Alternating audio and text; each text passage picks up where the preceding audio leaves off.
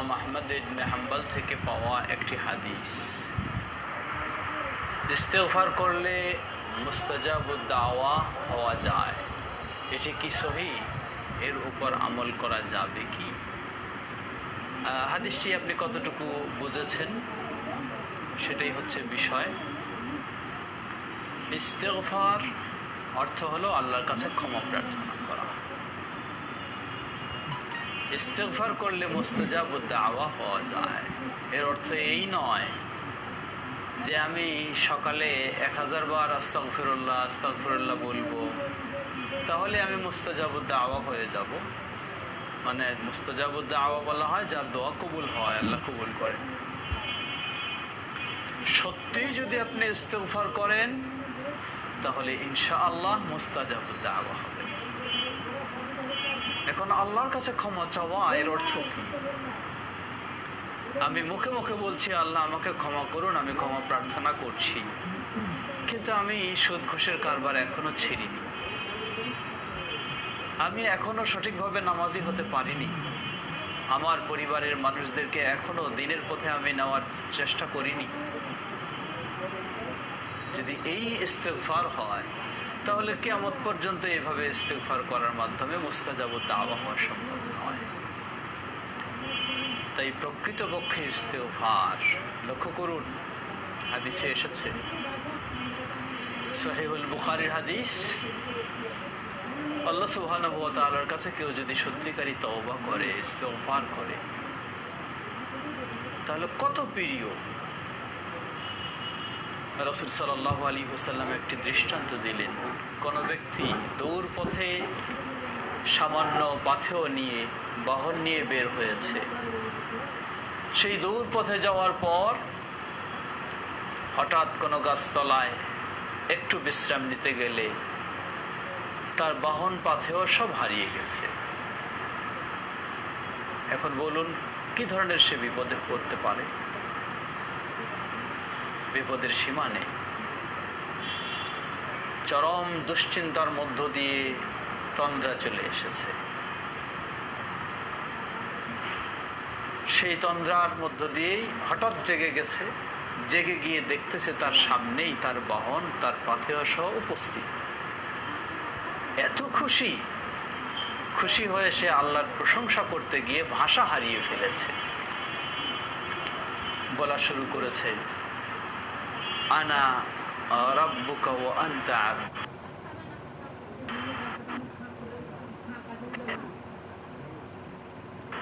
আমি আপনার রব আর আপনি আমার বান্দা। এত খুশি হয়ে ভাষা হারিয়ে ফেলেছে, আল্লাহর কৃতজ্ঞতা প্রকাশ করবে কি? নবী সাল্লাল্লাহু আলাইহি ওয়াসাল্লাম বললেন, লাল্লাহু আশাদ্দু ফারহান, ওই ব্যক্তির চেয়েও আল্লাহ সুবহানাহু ওয়া তাআলা আরো অধিক খুশি হন কোন বান্দা যদি আল্লাহর কাছে সত্যিকারীভাবে তওবা করে, ক্ষমা চায়। সুবহানাল্লাহ।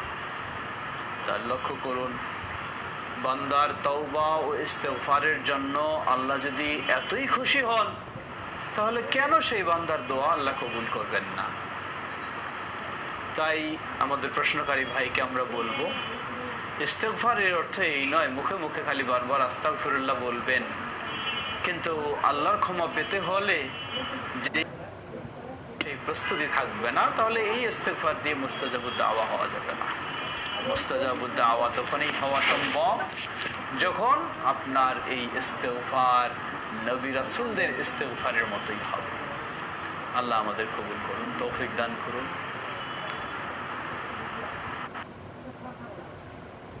আমাদের শিরক ছাড়া সমস্ত পাপ মাফ করে দেবে। আরেক দল বলে এই আয়াতে ভুল ব্যাখ্যা হয়েছে, কারণ কেউ যদি বলে আল্লাহ, তাহলে কি এ পাপ ক্ষমা করবে? ওটা শিরকের নিচের পাপ, ক্ষমা করবে। কোনটি ব্যাখ্যা?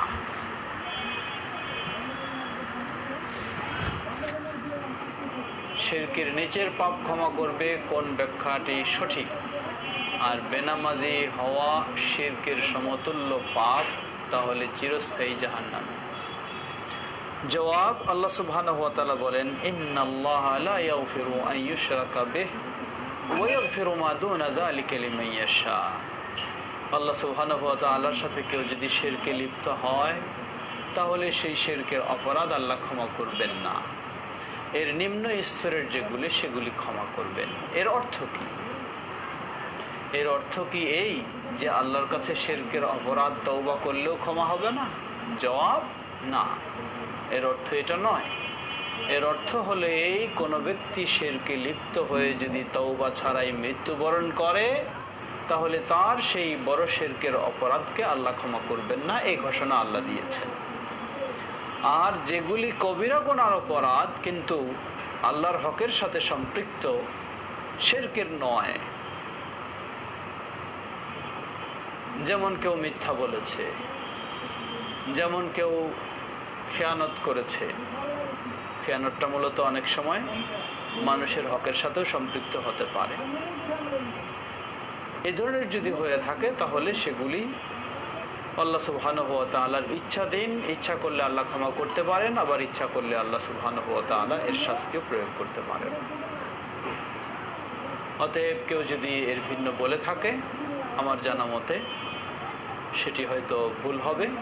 যেটি বলেছি আমি কোরআন এবং সুন্নাহর আলোকে, এর ব্যাখ্যাটি হচ্ছে এটাই।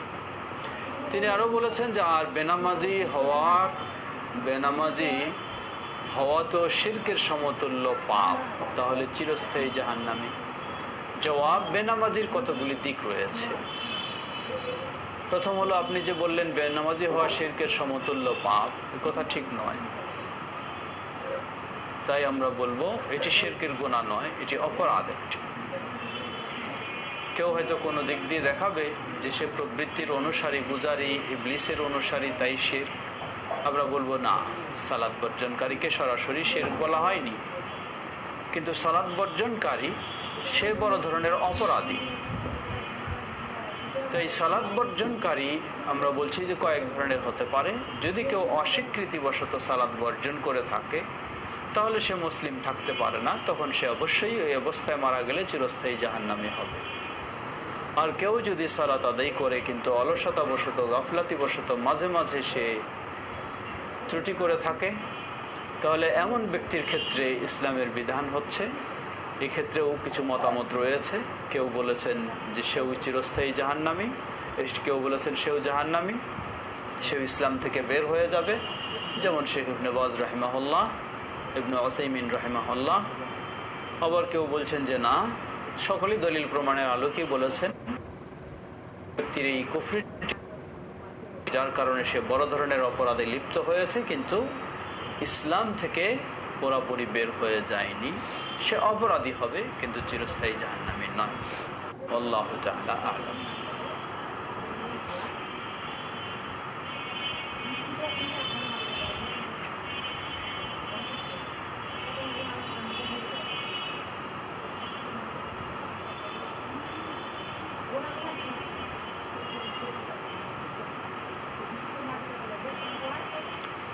এই উচ্চারণে মানুষ বিভ্রান্তির শিকার হচ্ছে, আমিও হয়েছি, তাই আপনি আমাদের বুঝিয়ে দেন কিভাবে করব।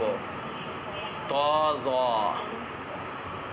খা, গাইন, কফ, সাদ, বদ, র।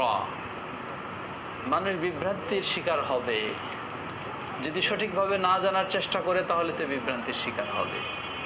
সঠিকভাবে জানা উচিত, জানতে হবে। সঠিকভাবে জানার জন্য ইলমুত তাজবিদ বলা হয়, তাজবিদ শাস্ত্র, তাজবিদের জ্ঞান। এ বিষয়ে প্রচুর বই পুস্তক রয়েছে, আরবিতে রয়েছে, ইংলিশে রয়েছে, বাংলা ভাষাও প্রচুর রয়েছে। সেগুলির সহযোগিতা নিন, তাহলে আপনার জন্য বুঝতে সহজ হবে, উচ্চারণও সহজ হবে। আমি এই অনলাইনে করলে যে আওয়াজটা আপনি পাবেন, হয়তো বা এটা বুঝতেও অনেক সময় কঠিন হতে পারে। এছাড়াও অনলাইনেও আপনি কোরআন শিক্ষার, তাজবিদ শিক্ষার, মখরাজ শিক্ষার অনেক প্রোগ্রাম পাবেন, সেগুলি থেকে আপনি সহযোগিতা নিতে পারেন। আল্লাহ সহজ করুন। আমাদের অনেক ভাইয়ের মাঝে যোগদান করেছেন সেই সৌদি আরব থেকে, দুবাই থেকে, এবং বাংলাদেশের বিভিন্ন অঞ্চল থেকে, আরো বিভিন্ন দেশ থেকে। আল্লাহ সবাইকে জাযায়ে খায়ের দান করুন।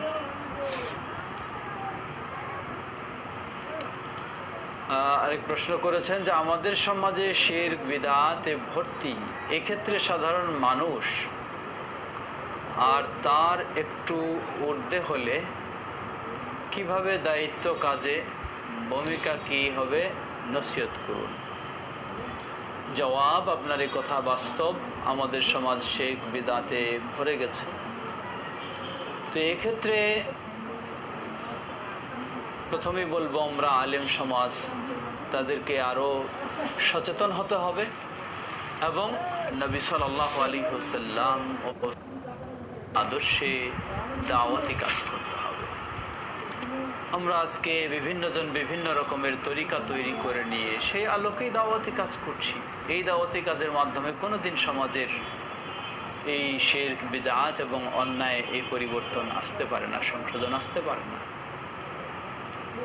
নিজের সংগঠনকে ঠিক রাখার জন্য, নিজের দলকে ঠিক রাখার জন্য যেমন সুবিধা হয় সেভাবেই করছি। হ্যাঁ, অবশ্যই আপনি সাধ্য অনুযায়ী করবেন, শিক্ষা নিয়ে নিজের মতো পরিচয় দিয়ে সেগুলি করবেন, এমনটি হতে পারে না। তাই আলেমদের উচিত, নবী সাল্লাল্লাহু আলাইহি ওয়াসাল্লাম তিনি বলছেন, কুল হাযিহি সাবিলি আদউ ইলাল্লাহ আলা বাসীরাতিন আনা ওয়া মান ইত্তাবা'আনি ওয়া সুবহানাল্লাহ ওয়া মা আনা মিন আলা। নবী সাল্লাল্লাহু আলাইহি ওয়াসাল্লাম এর একটি বিষয় এখানে তুলে ধরেছেন। নবী সাল্লাল্লাহু আলাইহি ওয়াসাল্লামকে বলছেন যে বলো, হাযিহি সাবিলি, এটাই আমার পথ, আদউ ইলাল্লাহ, আমি আল্লাহর দিকে আহ্বান করি, আলা বাসীরাতিন, সুস্পষ্ট দলিল প্রমাণ বিচক্ষণতার সহ, আমিও আমার। সুপ্রিয় দর্শক শ্রোতা, নবী সাল্লাল্লাহু আলাইহি ওয়াসাল্লাম তিনি তো সেই কঠিন শিরকের পরিবেশের মানুষ ছিলেন, যেখানে মূর্তি পূজা ছাড়া আর কিছুই ছিল না। যদিও তারা দাবি করত ইব্রাহিম আলাইহিস সালামের দ্বীনের উপর রয়েছে। সেই পরিবেশে নবী সাল্লাল্লাহু আলাইহি ওয়াসাল্লাম কিভাবে দাওয়াত দিলেন, সেটা যদি আমরা একটু গ্রহণ করার চেষ্টা করি তাহলে বিষয়টি স্পষ্ট হবে। তাই নবী সাল্লাল্লাহু আলাইহি ওয়াসাল্লামের সুন্নাহ অনুসরণে আমাদের সকলকে দাওয়াতি কাজ করতে হবে, সকলকে, সকল মানুষকে, যার যে পরিমাণ যোগ্যতা তিনি সেই পরিমাণ দাওয়াতি কাজ করবেন। তাহলে ইনশাআল্লাহ সংশোধনের আশা করা যায়। আল্লাহ তৌফিক দান করুন সবাইকে।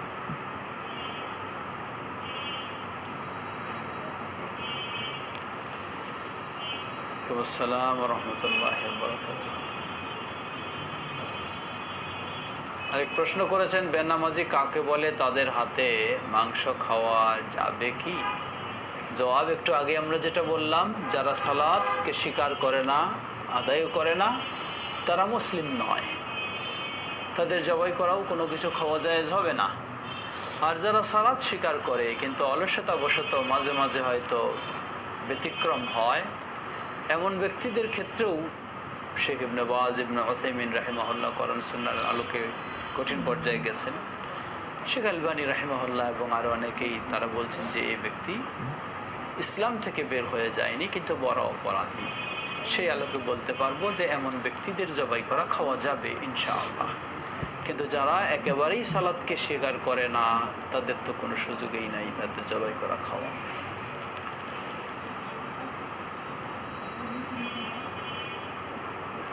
আরেক প্রশ্ন করেছেন যে আল্লাহ এক আয়াতে বলেন ঈমান, সালাত কায়েম, যাকাত আদায়, তবেও দিনী ভাই এর ব্যাখ্যাটা বুঝিয়ে দেন, যাকাত আদায় না করলে কি কাফের? জবাব, যাকাত আদায় কোনো সন্দেহ নেই, যাকাত আদায় করা এটি হলো ইসলামের একটি রুকন, সামর্থ্যবানদের জন্য একটি ফরজ ইবাদত। তবে সিয়ামের চেয়ে যাকাতের গুরুত্ব বেশি, যার কারণে আল্লাহ সুবহানাহু ওয়া তাআলা সালাতের সাথেই যাকাতকে উল্লেখ করেছেন। আকিমুস সালাতা ওয়া আতুজ যাকাত, সালাত কায়েম করা এবং যাকাত আদায় করা। বহু জায়গায় সালাতের সাথে যাকাতকে নিয়ে এসেছেন। এজন্যই নবী সাল্লাল্লাহু আলাইহি ওয়াসাল্লামের ইন্তেকালের পরে যখন সাহাবায়ে কেরামদের মাঝে কিছু মানুষ তারা বললেন যে যাকাত নবী সাল্লাল্লাহু আলাইহি ওয়াসাল্লামের যুগে ফরজ ছিল, তার কাছে দেওয়ার নিয়ম ছিল, তিনি এখন নেই, আর দিতে হবে না। যাকাত দেওয়াটাকে অস্বীকার করে বসলেন, এক প্রকার দিতে চাইলেন না।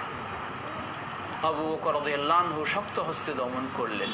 তিনি বললেন, সহিহুল বুখারীর হাদিস, ওয়াল্লাহি লা উকাতিলান্না মান ফাররাকা বাইনাস সালাতি ওয়াজ যাকাত, আল্লাহর কসম করে বলছি আমি এই তরবারি তাদের বিরুদ্ধে ধরব যারা সালাত এবং যাকাতের মাঝে পার্থক্য সৃষ্টি করেছে।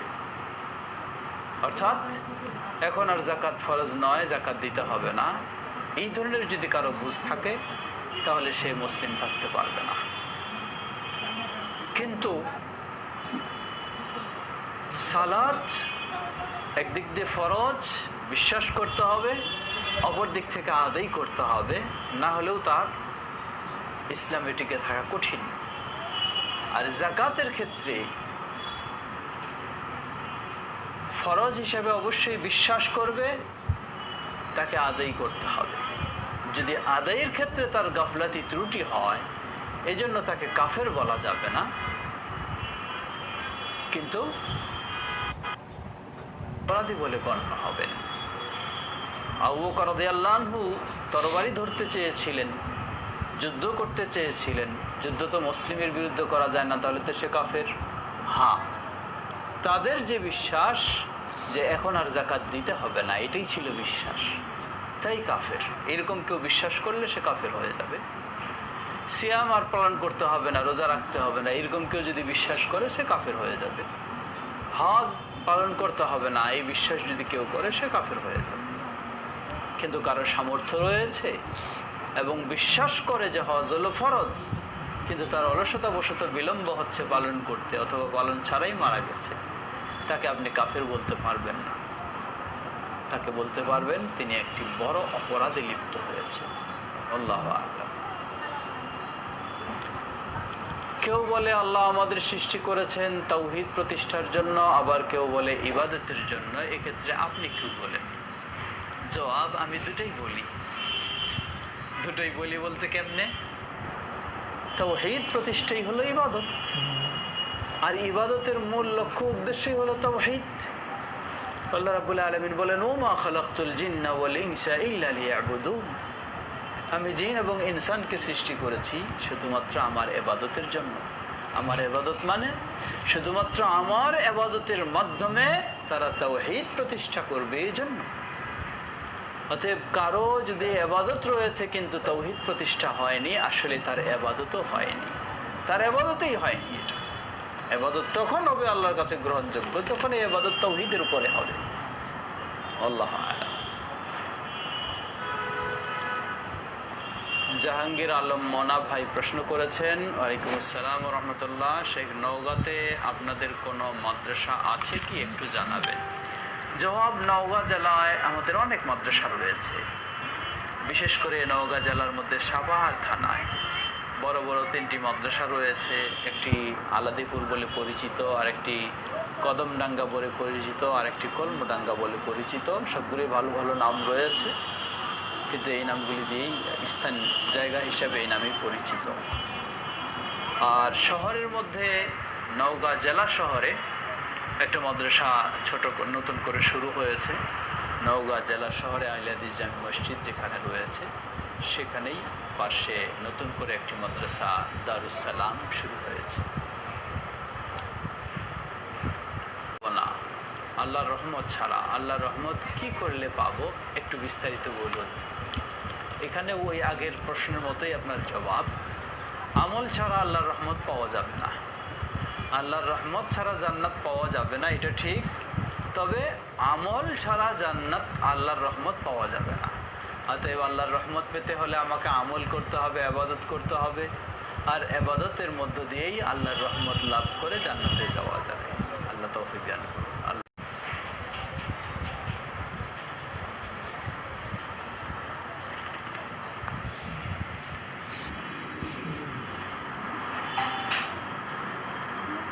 প্রশ্ন করেছেন, কেউ বলেছেন 3 দিনের বেশি আত্মীয়দের বাড়িতে বেড়ানো যাবে না।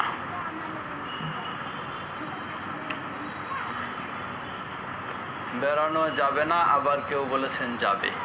জবাব, আসলে 3 দিনের বেশি এর অর্থ হলো,